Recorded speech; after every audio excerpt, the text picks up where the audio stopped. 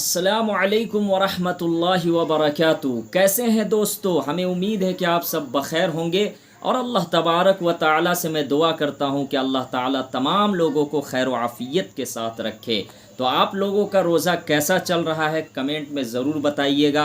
आज मैं बहुत अहम मसाइल बता रहा हूं ज़कात के मुतालिक, जो कुछ सवालात भी किए गए हैं, इसलिए मुनासिब समझता हूं कि मैं वीडियो बना दूं। आप सबसे गुजारिश है कि वीडियो देखें, शेयर करें, नए लोग ज़रूर सब्सक्राइब करें ताकि मेरी हिम्मत अफजाई हो और मैं आप लोगों की खिदमत में इसी तरीके से अहम मसाइल, कुरान की तफसीर और दुआएं वगैरह पेश करता रहूं। तो देखिए, पहला मसला ये है कि अगर किसी बच्ची के नाम से या किसी बच्चे के नाम से अगर ज़ेवरात रखे गए हैं तो फिर ज़कात देनी वाजिब है या नहीं, या किनको ज़कात देनी है।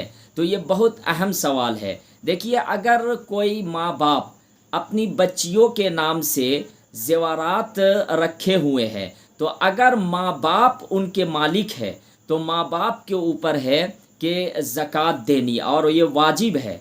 यानी ज़ेवरात पर भी ज़कात देनी है अगर वो निसाब पर पहुंच जाता है।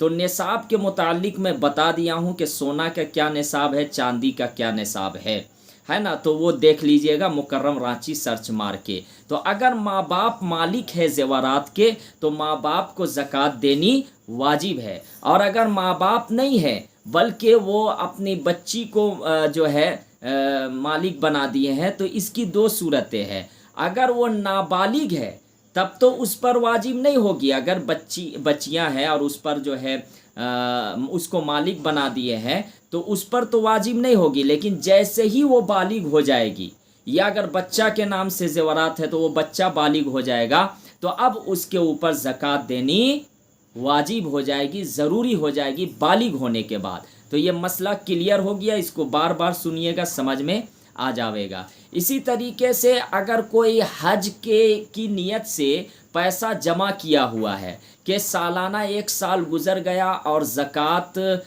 देने का वक्त आ गया, तो अब हज की नियत से जितनी रकम आप जमा किए हुए हैं, अकाउंट में हो या घर में कैश जमा किए हुए हो, तो पूरे माल का 2.5% आपको ज़कात देनी वाजिब हो जाएगी अगर हज की नियत से भी पैसा जमा किए हुए हैं।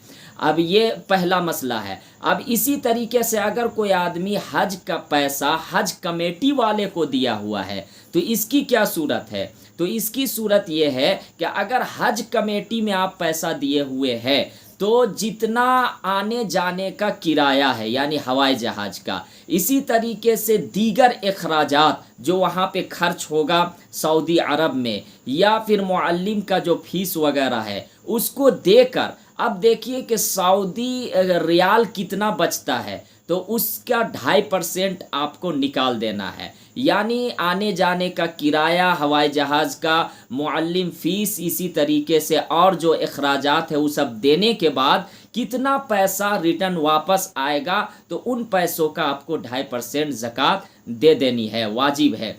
अब इसी तरीके से एक मसला और है जो बहुत अहम है कि अगर कोई किराए में दुकान दिया हुआ है, या अपार्टमेंट हो या प्लाट है, तो क्या उन बिल्डिंगों पर भी ज़कात देनी है? तो याद रखिएगा, किराए पर आप दिए हुए हैं तो उन बिल्डिंगों पर, उन दुकानों पर ज़कात नहीं देनी है, बल्कि उसके ज़रिए से जो आमदनी आ रही है, आपके पास पैसे जो आ रहे हैं, और पैसा आने के बाद आपके पास 2 लाख जमा हो गया, 3 लाख जमा हो गया, 1 लाख जमा हो गया और 1 साल गुजर गया, तो अब उसके आमदनी जो पैसा आया है उस पर आपको ज़कात देनी वाजिब हो जाएगी। उन मकानात में वाजिब नहीं है, बल्कि उससे जो आमदनी, जो पैसा आ रहा है उस पर ज़कात देनी वाजिब हो जाएगी। ये बहुत अहम मसाइल है जो मुझसे पूछा भी गया था। तो इस वीडियो को तमाम भाइयों बहनों तक शेयर करें। दुआओं में याद रखिए, रमज़ानुल मुबारक का महीना है, खूब दुआ कीजिए अपने लिए, अपने घर वालों के लिए। अस्सलामु अलैकुम वरहमतुल्लाहि वबरकातुहू।